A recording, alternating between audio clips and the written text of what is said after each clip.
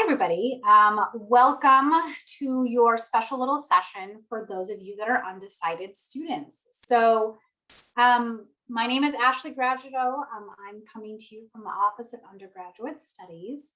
I am excited to be with you all here today. I think one of the biggest kind of stressors and misconceptions is that because you haven't chosen a major, you're, wandering and not sure and you don't have a home base. And I'm here to tell you that's not true. And that we are here to kind of help you kind of navigate, your, not just your major, but just college in general.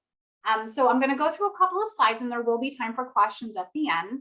And feel free, looks like I've got two O-teamers with me today. So I will be calling on you guys, hopefully to hop in here and there.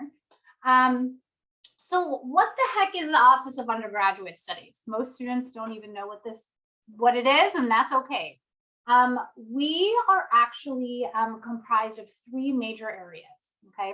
So the first one is first year programs, all right? So a lot of you probably are registered in or have heard of the first year seminar, which is GEL 101, okay? GEL 101 is our first year seminar. It meets your Area E, which is one of your general education classes.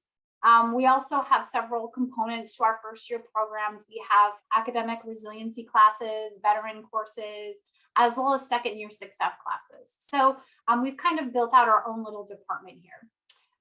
All of you, and we'll talk about this quite a bit, should be enrolled in GEL this fall if you're not taking it this summer, okay? So we'll talk more about that and what that class is in a second. The second component of our department is learning and tutoring services. So there is free tutoring for all students, okay? So this is free. The biggest thing I want you guys to know is that going to a tutoring center is not because you're failing a class, okay? You don't get tutoring just because you're struggling, all right? Tutoring in a lot of ways, and our research supports this, is that you get better grades if you go, okay? So even if you don't have a major, you're going to be utilizing these services in a variety of ways, okay? So we have the Writing Center. So if you're in GEW, you're going to be required to go anyway. Our STEM Center, so when you take your math class, you'll probably be utilizing that. And our Academic Success Center, which has a variety of different types of tutoring as well. So that's our second component. The third component is our Service Learning and Civic Engagement department, which really focuses on community and civic learning in and outside the classroom. Okay, so those are kind of the three major components. And so I work, my role is with Office of Undergraduate Studies, but I work mainly in first year programs, which is why I'm here with you guys. So the first thing I want to talk about is just being an exploring student. Okay, so the biggest thing, and I know there's a lot of pressure and we're going to kind of talk about that here in a second, is I want you guys to know that it's normal. Okay. So even though you have a bunch of colleagues here coming into college and they say they're a specific major, 80% of them are going to change their major, okay? So the really biggest thing I want you to know is that most students, 20 to 50%, enter college undecided. I myself changed my major, I think 5 times once I started college. So I get it. I think it's just, there's a lot of pressure, right? To sometimes feel like you know what you're gonna do right away. So I kind of want to talk about that for a second. So these are kind of 3 major myths that I kind of want to talk about for a sec. The first one is the understanding that a specific major alone is going to prepare me for a career. The idea that you have to choose a major and A, that's my major, B, I have to do that major, and C means that's my job I'm going to have for the rest of my life. The reality is that no major alone prepares you for a career, okay? So that alone is never going to get you exactly where you need it to go. Academic knowledge matters, so that's important to know, okay? It does matter, but experiences matter much more, like internships and leadership opportunities, like our O-teamers here, in which to develop, critical thinking and communication skills. That stuff matters more in getting a job, okay? So the idea that you're going to choose a major and that's what you're going to be stuck with the rest of your life, that's too much pressure, okay? The second thing is the idea that you're the only one who doesn't know what you want to do. Well, obviously there are other students here today who don't know, and I'm here at every single first year orientation because there are hundreds of you, okay? So the point is, it's totally rare to know what you're going to do at 18. Okay, how are you supposed to know right now what you're going to do for the rest of your life, right? How are you supposed to know that? So most people also don't stay in one job their whole life. That's especially, once you kind of go through college. So it's really important that one of the skills that you guys learn is flexibility, understanding your values and what you're actually interested in. If you are studying something you're not interested in or passionate about, you're going to be miserable. Okay. Nobody wants that. So this is kind of really important for you to kind of keep in mind is like, nobody knows. Like, I feel like until the last couple of years, I've been like, I don't know what I'm going to do when I grow up. And I'm older significantly. So my point is like, that's a process. Okay. The third thing I want to make sure that I check in is that pressure that you probably have felt at some point, that this is the most important decision of your entire life up to this point. If you've ever felt this way, feel free to use the green check mark or the raise hand reaction button and let me know if you've ever felt this way.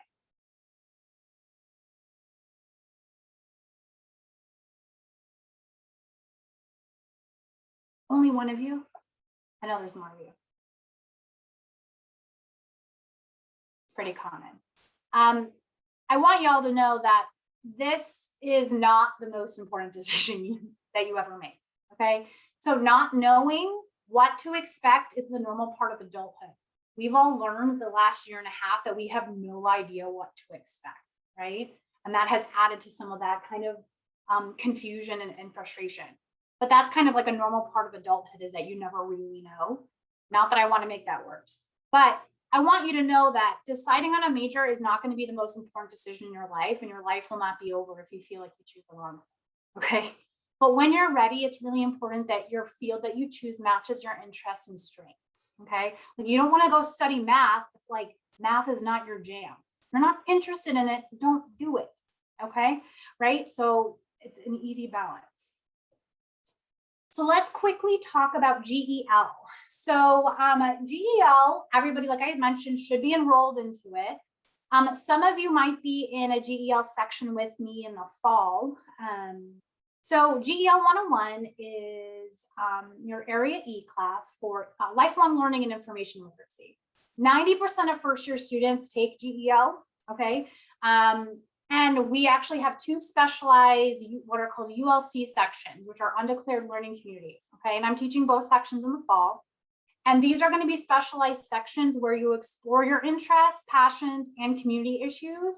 And it's going to be designed specifically for those of you that are still exploring, okay? I want it to be more about who you are as an individual rather than, very structured academic framework. I still have some open seats. So if you're interested in either switching into a section, or if you're already enrolled into it, I look forward to meeting you. But there's still several open sections. But before I move forward, I want to ask our O-teamers if you all took GEL and if you have any kind of maybe a takeaway you got out of GEL from your experience. Maya or Gabriel, yeah. Yeah, I did take GEL, I believe my first semester, and when I attended Cal State, and it was actually a really good experience, getting to not to only know the content of the classwork, but also getting to socialize with other students, and that's what I found most important from taking GEL, just to get to know your surroundings, get to know everybody around there, but also just getting to do its coursework of not just learning about facts, but practicing on your writing skills, which is very valuable throughout the years to come for your college experience.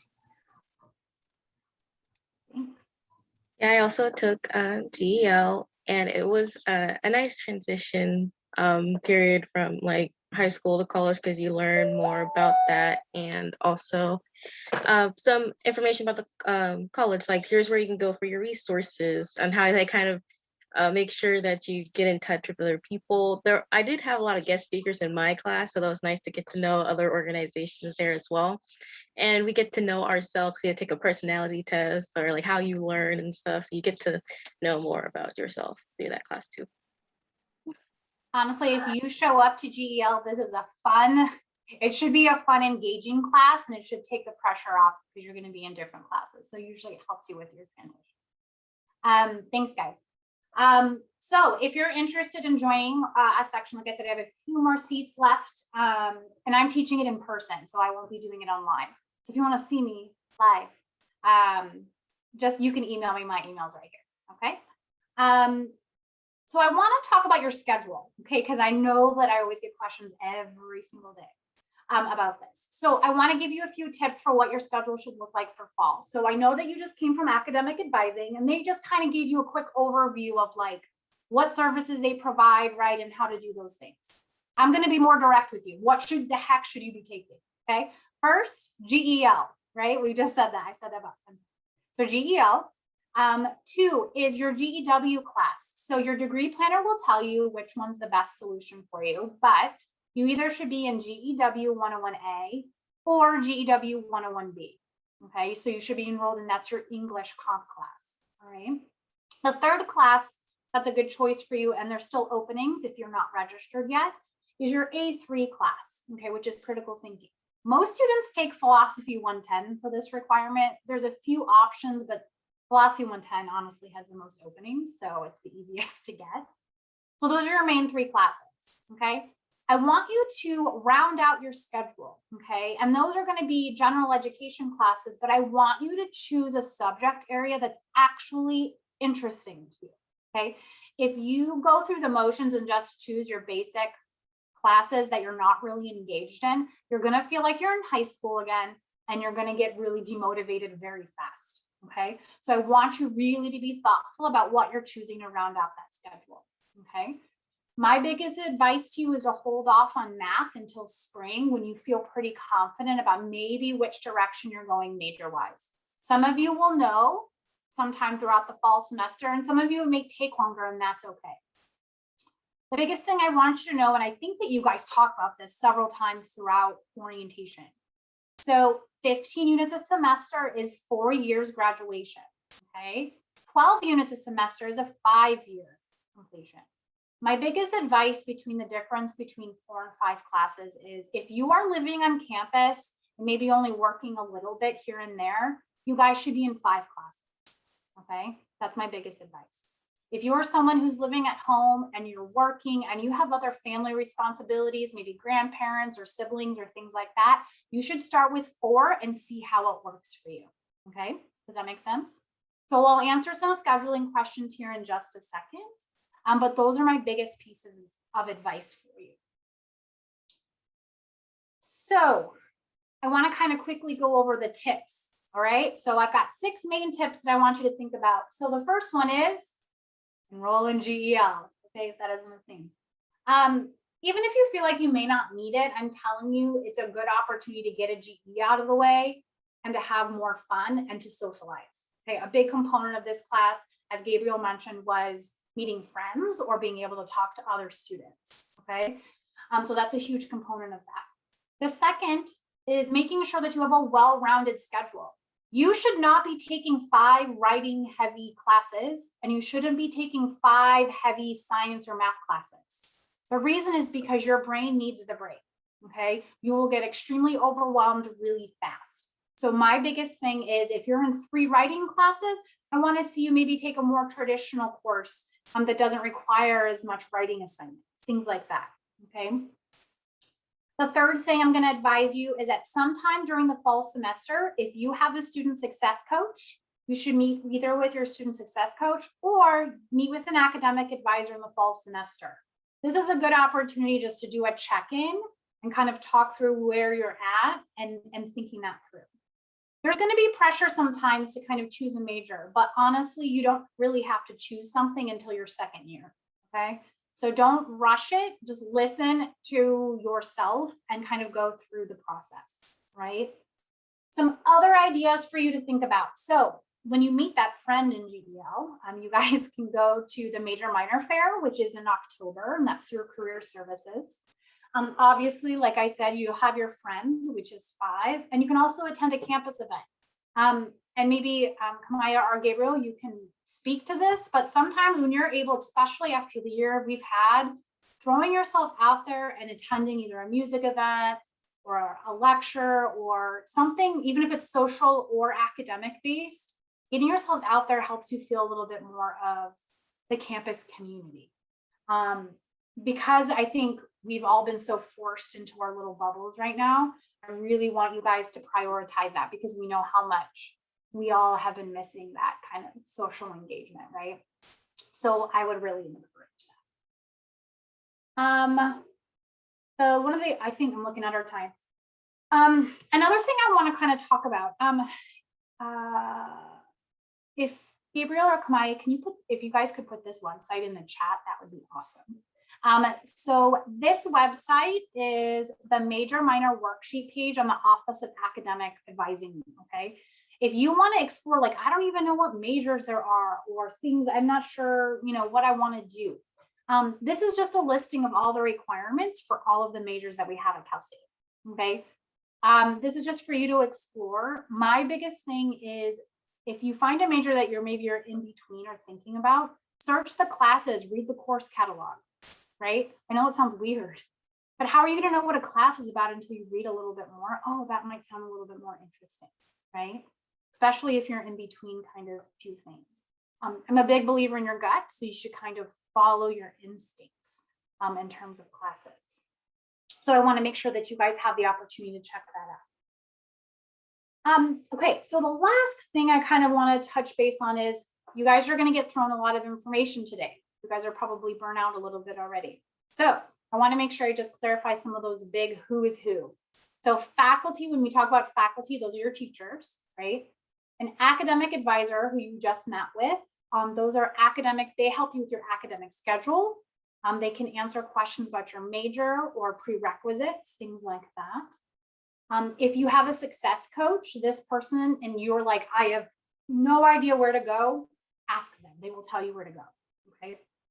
And then the last thing is there's a lot of positions too that have the word counselor. I want you guys to know about financial aid counselors, okay? They are the ones that are going to help you with grants, loans, and scholarships, okay? So if you have questions about how to do that, we want to make sure you're connected with who they are, okay? Okay, I talk really fast, so I want to make sure we have 10 minutes, right? Right, guys, we have 10 minutes, 10:25. I want to make sure I answer a few questions. So feel free to come to the mic or to write them in the chat and I will answer them.